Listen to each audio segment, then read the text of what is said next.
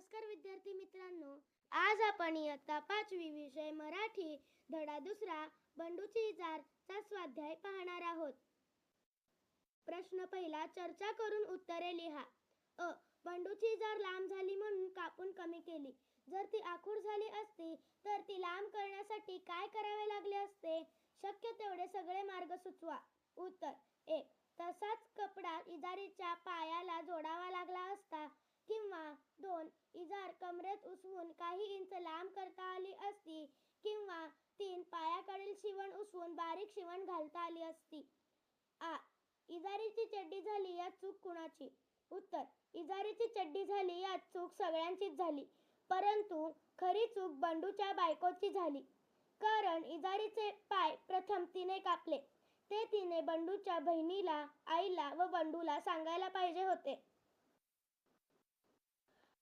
बंडूच्या इजारीचे पाय 4 बोटे कापले म्हणजे पाय असणारी इजार सजीव आहे असे आपण म्हणत नाही, पण बोलताना आपण असेच बोलतो. इजारीसारख्या कितीतरी वस्तूंना वेगवेगळ्या अवयवांची नावे वापरतात. त्याची नावे लिहा.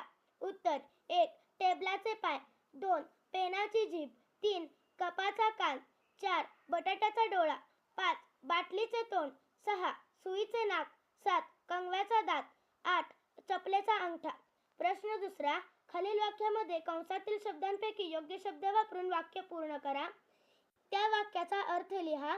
कंसामध्ये कान, नाक, पाय, हात, डोळा, केस, पाठ, पोट, गळा, तोंड हे शब्द दिलेले आहेत.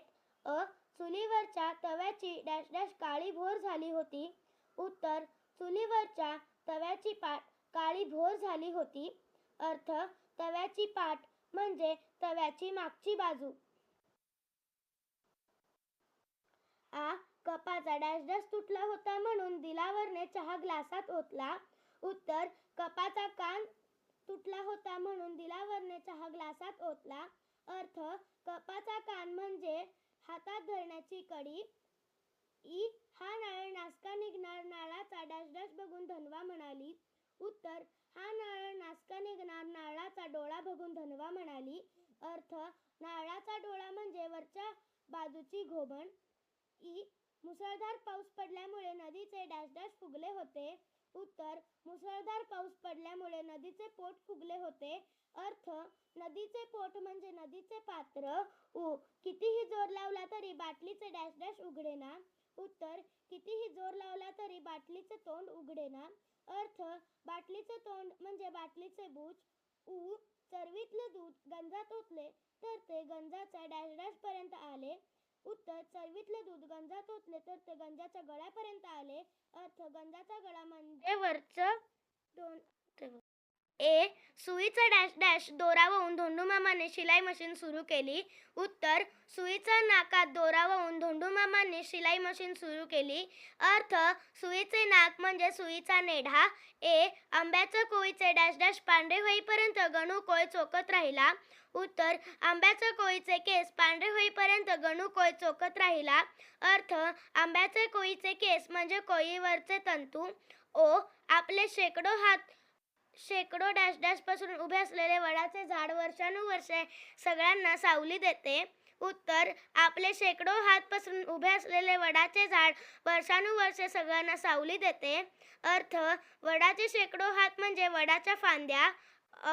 खोलीतल्या एकमेव खुर्चीचा डॅश डॅश मोडला होता म्हणून मी जमिनीवर बसलो. उत्तर: खोलीतल्या एकमेव खुर्चीचा पाय मोडला होता म्हणून मी जमिनीवर बसलो. अर्थ: खुर्चीचा पाय म्हणजे ज्यावर खुर्ची उभी असते.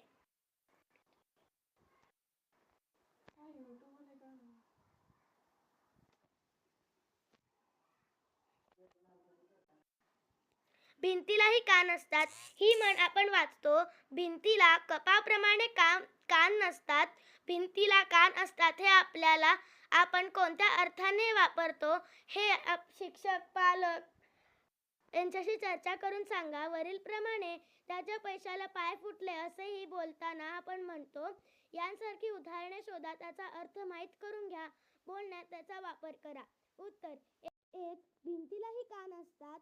आपले बोलणे कोणी ऐकू नये म्हणून आपण खोलीत जाऊन चर्चा करतो. आपल्याला वाटते की खोलीतल्या माणसाशिवाय दुसरे कोणी ऐकणार नाही, पण तसे नसते. कुणीतरी भिंतीच्या बाहेर लपून आपल्या गोष्टी ऐकत असतो. असा भिंतीलाही कान असतात. त्याचा अर्थ 2. पैशाला पाय फुटणे.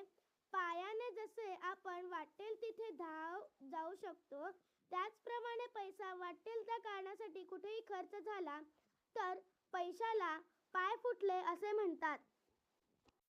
धन्यवाद. व्हिडिओ आवडल्यास लाईक, शेअर, सबस्क्राईब जरूर करा.